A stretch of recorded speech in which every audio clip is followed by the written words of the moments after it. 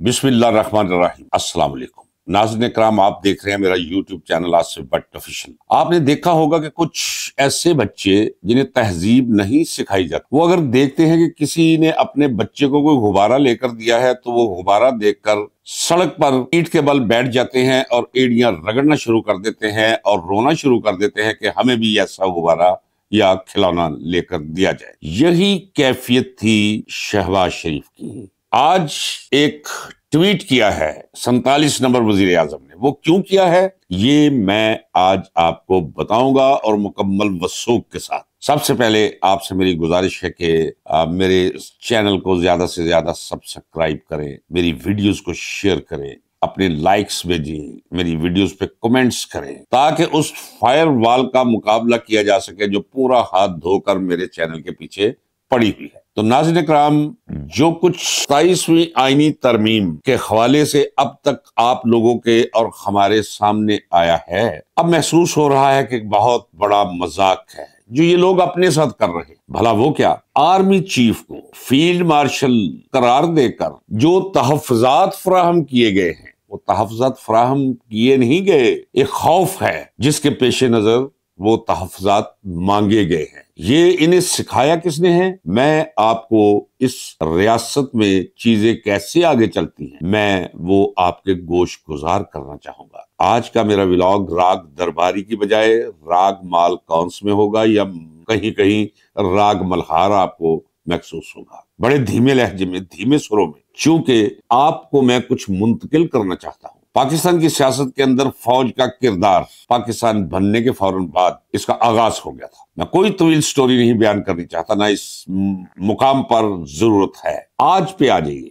आज ये जितनी भी आईनी इस्लाहात हो रही हैं, तरामीम हो रही हैं, ये ब्रेन चाइल्ड किसके जहन का है? कुछ लोग हैं जो मुस्तकिल तौर पर आईएसआई के लिए काम करते हैं और आईएसपीआर उसमें शामिल रहे। इन लोगों ने ये सारी तरामीम सिर्फ इसलिए करवाई इनसे कि खौफ है। कहने दीजिए नाज़रीन इकराम, ये एक सच है। ये सामने कोई कौवा बैठा है या कबूतर बैठा तो हम कहेंगे ये इलेक्ट्रिक वायर पे कौवा बैठा है या कबूतर बैठा है। ये तो एक हकीकत है जिसका बयान कोई कर रहा है और ये भी एक हकीकत है कि खौफ तो है जनरल आसिम मुनीर साहब को, क्योंकि जो कुछ इस मुल्क में हो चुका है उन्हें इल्म है कि अब ये ऐसे ही नहीं चला जाएगा। वो उधर इमरान खान बैठा हुआ है। मैं बार बार कहता चला रहा हूं कि इमरान खान का वो खौफ है। आप कहते होंगे इमरान खान तो बेचारा है, वो तो मजलूम है, वो तो अंदर बंद है। और बाबा, शेर पिंजरे के अंदर हो या जंगल में धाड़ रहा हो, चल फिर रहा हो, वो शेर ही होता है। जरा किसी को कहे ना कि वो पिंजरे में है, कोई पिंजरे में जाके दिखाए उसके। वही खौफ जो पिंजरे में ना जाने का खौफ होता है इंसान पे कि चीर फाड़ के रख देगा, वही खौफ है उन लोगों को जिन लोगों ने इस मुल्क और इस कौम, पीटीआई और इमरान खान के खिलाफ जुल्म और ज्यादती का बाजार गर्म कर रखा है। इन्हें इल्म है एक दिन तो हमें जाना है। लिहाजा देखें जी, मैंने आपसे कहा कि ये फील्ड मार्शल, आप इंसाइक्लोपीडिया में चले जाएं, देख ले जाके फील्ड मार्शल क्या है। कुछ भी नहीं है, पहले मैं आपको बता चुका हूं लेकिन रिपीट कर देता हूं कि ये ऐसे ही है कि जैसे किसी को शमसुल उलमा का खिताब दे दिया जाए। जिस तरह मैंने कहा कि नूर जहां को मलका तरन्नुम का खिताब दे दिया, ये फकत एक खिताब है।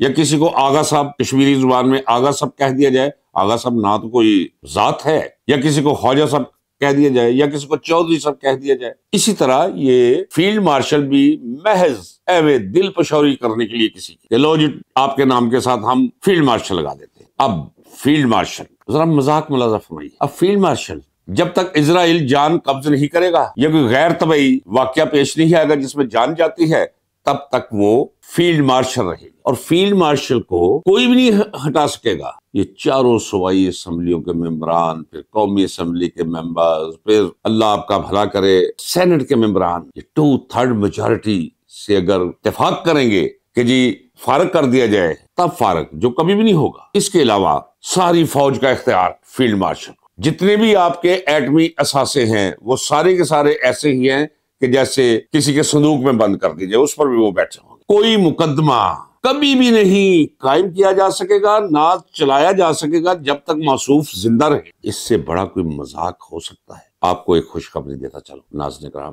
परेशान होने की जरूरत नहीं। हालात बदलने वाले हैं, हालात बहुत जल्द बदलने वाले हैं। ये नहीं कि बदलने वाले हैं, बहुत जल्द बदलने वाले हैं। ये आईनी तरमीम, ये 26वीं और 27वीं आईनी तरमीम, ये इसी तरह नाक पे रुमाल रखकर ये दफना दी जाएगी, ये मुतफ्फन लाश समझ के, जिस तरह कोई बंदा डूब जाए या मार दिया जाए, मार के कोई उसे बहा दे दरिया में और बदबू फैल जाए किनारे पे और पता चले कि यार ये बदबू, पता चले ये लाश है किसी, उस लाश का पोस्टमार्टम करके नाक पे वो ठट्ठे बांध के तो उसे फिर दफना देते हैं ताकि ताफुन ना फैले। ये इस तरह 26वीं और 27वीं आईनी तरमीम दफन की जाएगी। इनके इक्तदार का खात्मा होते ही, जो कि बहुत करीब है। अक्सर मेरे सुनने वाले मुझे कहते हैं कि जी आप हमें सूरत हाल तो ऐसी नजर नहीं आती, लेकिन आप हमें पता नहीं हमारी उम्मीद कायम रखने के लिए। नहीं नाज़रीन इकराम, मैं आज, चूंकि मैंने कल कहा था, मैं बड़ा दिल गिरफ्तार हूं, मैं बड़ा रंजीदा हूं। एक सदमा है मुझे। सदमा किस चीज का था? कोई खौफ के तहत सदमा नहीं था। सदमा ये था कि जिंदा इंसानों के मुआशरे में ये कैसी जुर्रत और जसारत कर रहे हैं।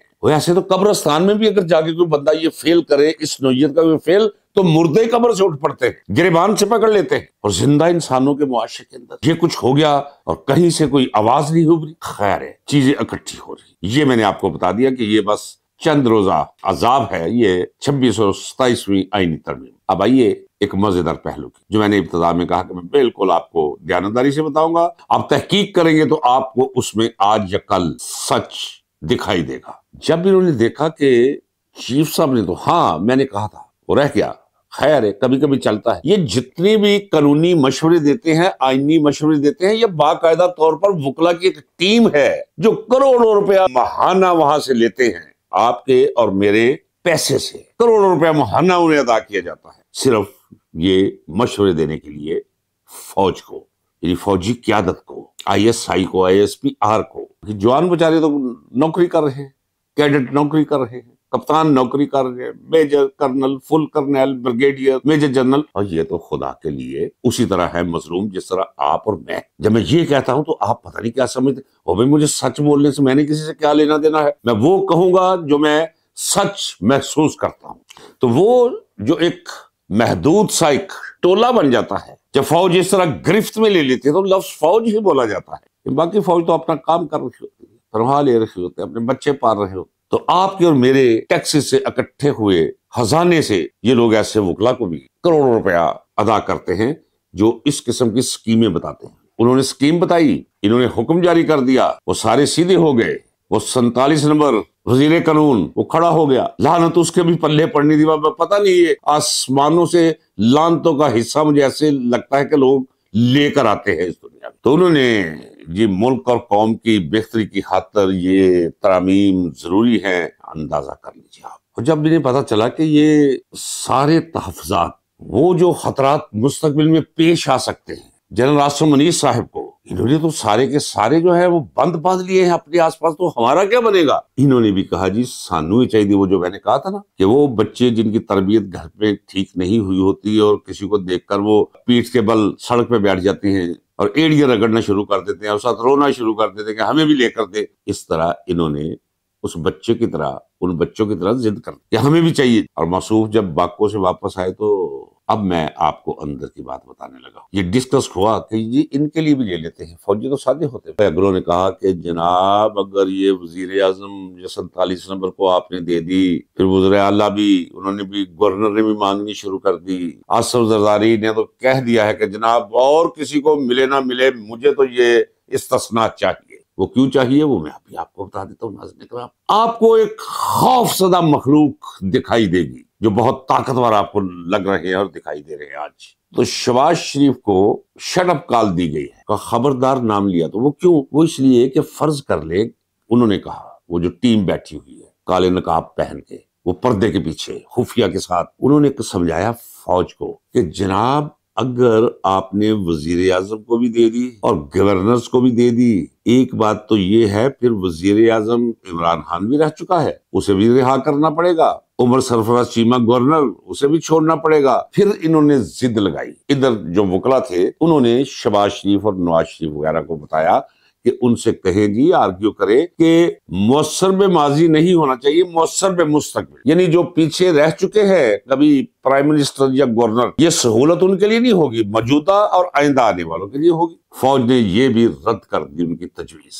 क्योंकि वहां जो बैठे हुए हैं इन्हें आइन सिखाने, पढ़ाने और आईनी वारदातें करने वाले लोग खुफिया वालों के साथ उन्होंने एक दलील दी। उन्होंने कहा देखें, अगर इस वक्त रियोड़ियों की तरह ये इस्तिस्ना बांटना शुरू कर दिया तो मजाक बन जाओगे। आसम मुनीर साहब, आप भी लोग कहेंगे ये तो डरी हुई सहमी हुई कोई वो जत्था है, कख पल्ले हमारे नहीं रहेगा। अभी तक तो ये हम कह रहे हैं ना कि चूंकि ये बड़े बाइज्जत है, चूंकि इन्होंने जंग जीती है, चूंकि ये फील्ड मार्शल है, चूंकि फील्ड मार्शल को ये हम इस्तिस्ना दे रहे हैं कि उन पर ना आज कुछ मुकदमा बन सके और ना जिंदगी में कभी कुछ भी कर ले उन पर कोई मुकदमा ना बन सके, ना उन्हें कोई सू कर सके, ना फौजदारी और ना दीवानी। तो अगर इन्हें भी मिल जाती तो एक ठट्ठा, एक मजाक तो पहले भी, अभी मैं कह रहा हूँ ये मजाक है, मैं कह रहा हूँ ऐसे उड़ेगी जैसे किसी मलंग की पुश्त से खाक उड़ती है, ऐसे उड़ेगी ये 27वीं तरमीम। उसी जगह पे सारे खड़े होंगे जिस तरह इस तरमीम के ना होते हुए वो खड़े होते। लिहाजा ये फिक्र मत कि जब हुआ क्या है लतीफा, अब शहबाज शरीफ ने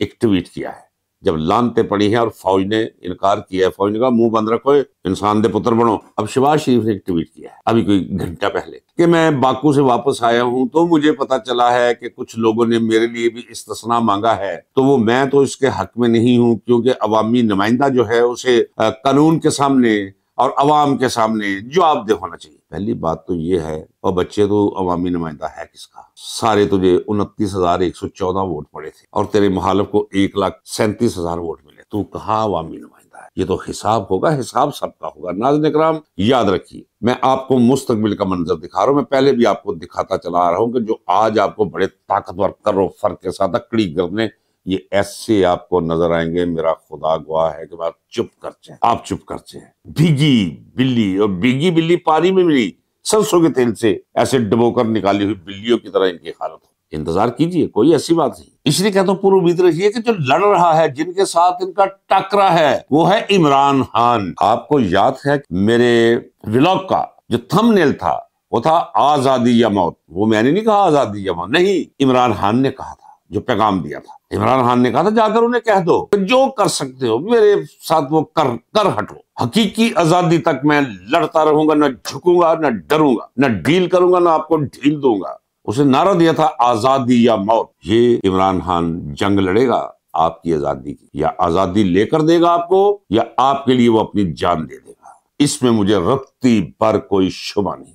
कायम रहिए, दायम रहिए, इमरान खान से जुड़े रहिए। कोई छोटा सा ऐसा वाकया होने वाला है कि सारे बड़े बड़े वाकयात इकट्ठे हो जाएंगे। इन्हें दौड़ने के लिए और भागने के लिए कोई जगह नहीं मिलेगी। नाज़रीन कराम, ये जो मैं कह रहा हूं, मैं अपनी बातरी स्क्रीन पर ये होता देख रहा हूं। मैंने पहले भी कहा था कि जब ये हो जाएगा उसी वक्त मैं व्लॉग करूंगा, कहूंगा मैंने कहा था ना ये होगा, वो हो रहा। और ये जो कुछ भी इस मुल्क में हो रहा है मैं आपको साथ साथ बताता चला रहा हूं। जाइए फरवरी 2024 के इंतखाबात से पहले की, 1 महीना पहले की मेरी वीडियो देख। मैंने 4 वीडियोस में कहा था, एक वीडियो में तो मैंने कहा था बात सुने, ये कभी कभी टिकटॉक मुझे लग जाती है, तो एक अंदरून लाहौर को जेदा है मोटा सा, वो लस्सी के लिए लोग 40 से 50 प्लस खड़े होते हैं, गिलास पे गिलास टकरा रहा होता है, जेदा लस्सी वाला। मैंने कहा था कि याद रखो जेदा लस्सी वाला वजीर आजम हो सकता है, नवाज शरीफ नहीं होगा, इसके मुकद्दर और माथे पे नहीं रकम।